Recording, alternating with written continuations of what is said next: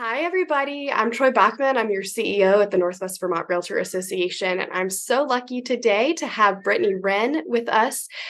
She is our instructor for our CE course at the annual meeting next week.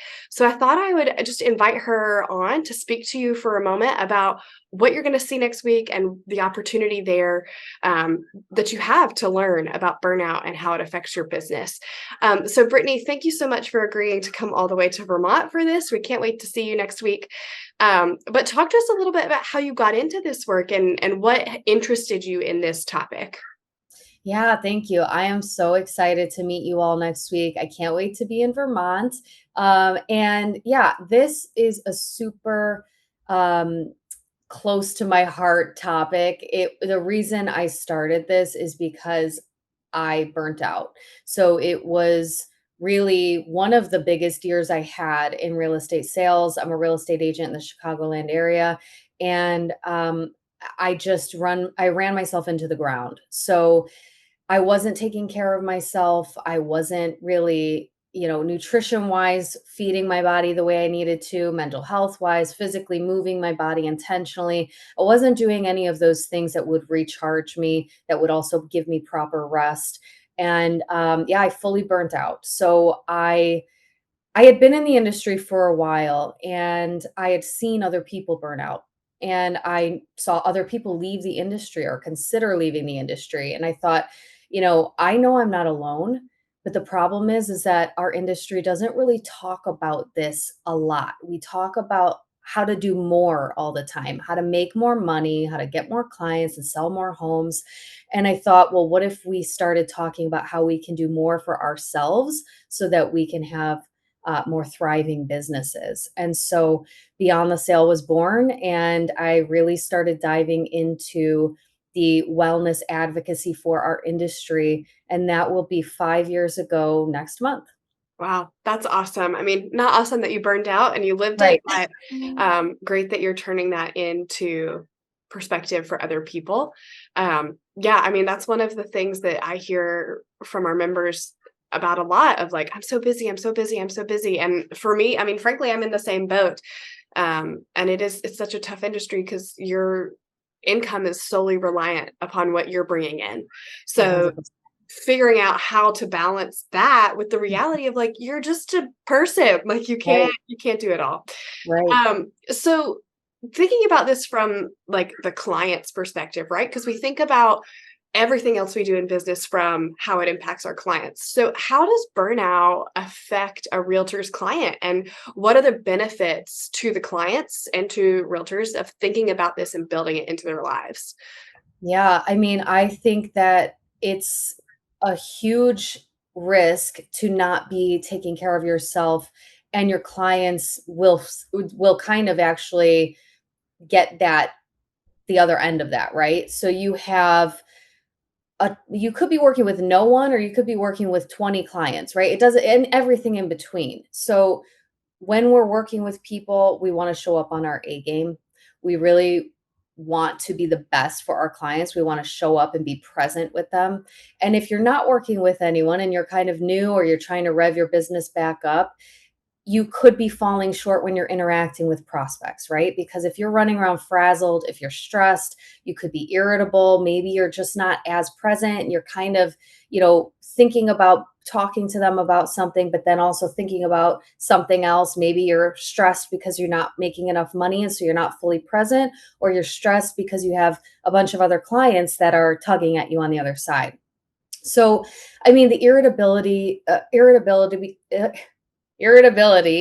the forgetfulness, where you could be forgetting to respond to texts, emails, phone calls. Maybe it's just slipping through the cracks. You could be negotiating a contract and not really be showing up as your best and most present self and most clear headed. Maybe you're missing parts of a contract when you're filling it out for your client and trying to negotiate a deal. So, realistically, customer service levels go down, and you run the risk of not getting referral business from your clients. Your clients might think, okay, I don't want to work with that person again, or I didn't have the best experience, and I'm not going to really refer anyone to them. Or you show up to a listing presentation and you're frazzled and came from another appointment, or again, you're just stressed in general, and you end up kind of falling short there. So I think realistically, when you're stressed and you're really running yourself ragged, your clients are going to feel that. They're going to feel the energy from that. And I think building self care and burnout prevention strategies into your business actually just not only benefits you, but helps your clients feel like you are the best person to be working with and representing them. Because as we all know, this is the biggest transaction most people make in their lives, and people need to feel safe and really trust us. So the benefits, I believe, are truly just not just self-care for yourself. It's more efficiency in your time. It's being productive rather than busy. Yeah, like um the busyness aspect, when people are new agents, they tend to run and run and run and not really produce as much because the stress is usually driving that. And run themselves directly into the ground. Exactly. And then if you're really busy and you have a lot of business, you're spinning your wheels just trying to get through everything. So it's more about focusing on the efficiency, enhanced time management, to be the most productive version of yourself and the most present and clear-headed version of yourself. Yeah, so much of that stuff is so tangible too, right? Like Right. in such a relational business. I mean, I'm not a realtor, but I'm a perfect example of this today. Like I've been so busy all week at work and I just feel myself Mhm. like being run down, and I know that I am not completing tasks the way I would if I Right. had more energy. Um, Yep.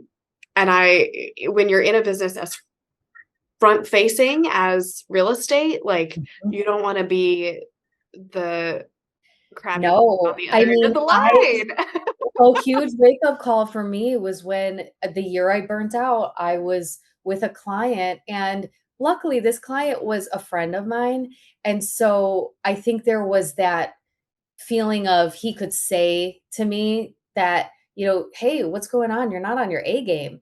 And that was a right there, I was like, "Oh, no, they can tell Yeah, that I'm not really on top of everything, or I'm feeling run down." And it translates whether we think it does or not, whether people tell you it does or not, your clients are feeling it.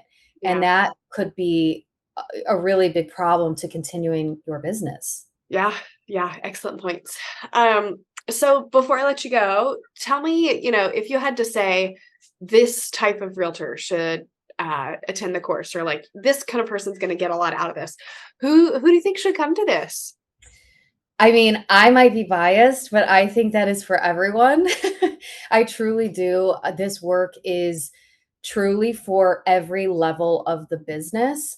I think there's different needs at every level. So when you're new in the business, you have different needs and different stressors than when you're in the midst of building and scaling your business or trying to keep it going.